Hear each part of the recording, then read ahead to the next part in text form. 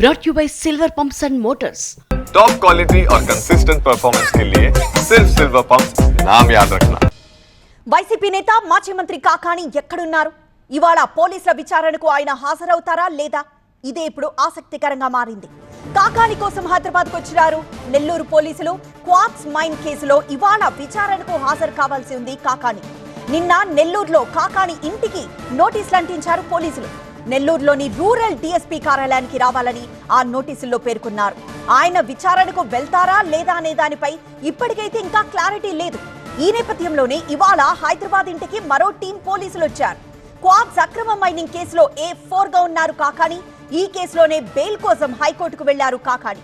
హైకోర్టులో Kakani petition pending లో ఉంది. పొదలకూరు మండలం తాటిపర్తి సమీపంలోని భూముల్లో మైనింగ్ విషయంలోనే ఈ కేసు నమోదైంది. లీజు గడువు ముగిసినా అక్రమంగా మైనింగ్ చేశారని ఆరోపణలొచ్చాయి.